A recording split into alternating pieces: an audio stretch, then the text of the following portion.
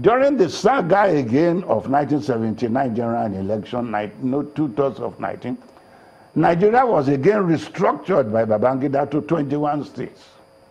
Abacha came restructured. So we have been having restructuring. What about when we move from parliamentary to presidential system? Is that also a form of restructuring? Oh, yes. Muritala started parliamentary, Obasanjo started parliamentary system with 19 states.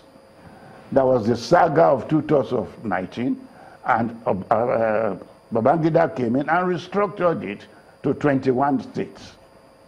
So restructuring means changing an entity in whatever form or shape you want it to be able to give you the full benefit. So if we were to restructure again this time, as this clamor is, what would that be, or what would you want to see?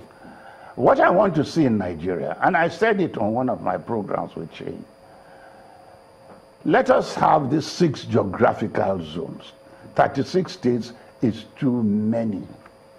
We cannot afford to have 36 governors, 36 attorney generals, 280 commissioners. Where is the money?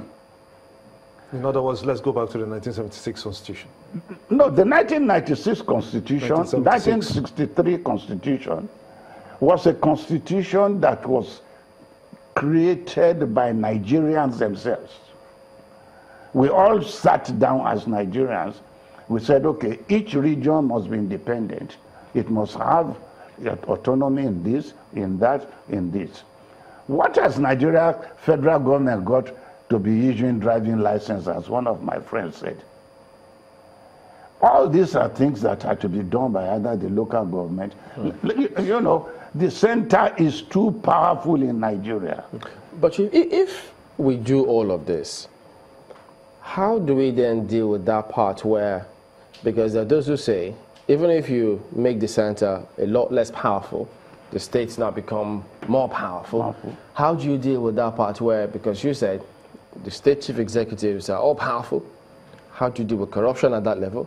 And then corruption at the lower level, wherein if you get to maybe any public outfit or ministry and they demand for certain things, or people, you go to campaign, they say, no, what do you mean? As I said, you jank all that.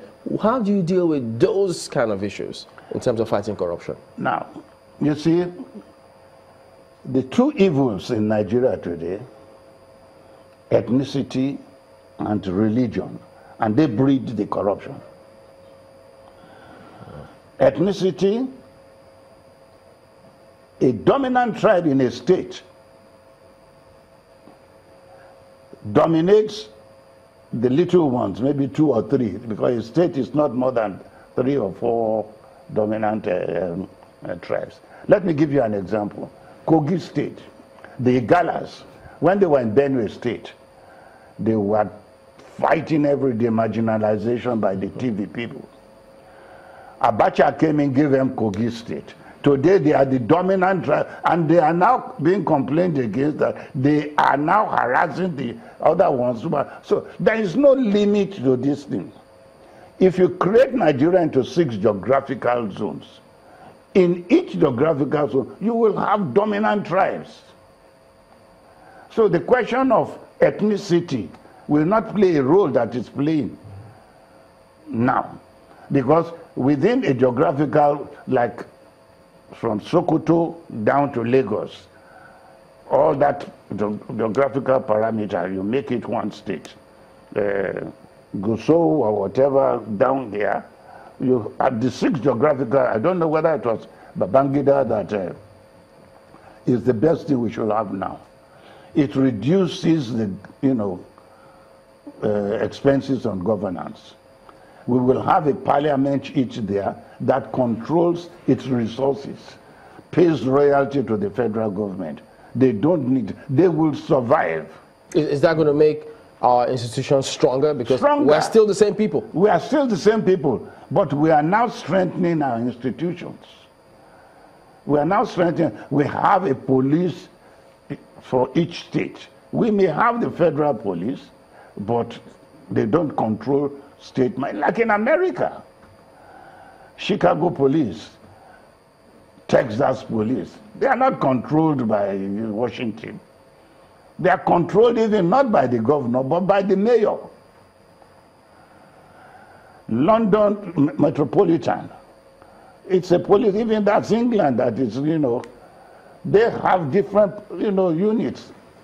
So when we realize that we are spending too much and that it's easy to make money from politics, everybody wants to be a politician in Nigeria.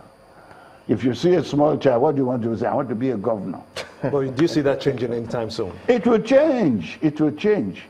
If the avenue to make money, easy money from politics, is reduced or removed, the desire to face your profession as a lawyer, rather than a senior advocate, you want to be a governor, although you have already made it, you've got to the highest position, you still want to be a senator, it's because there is easy money there.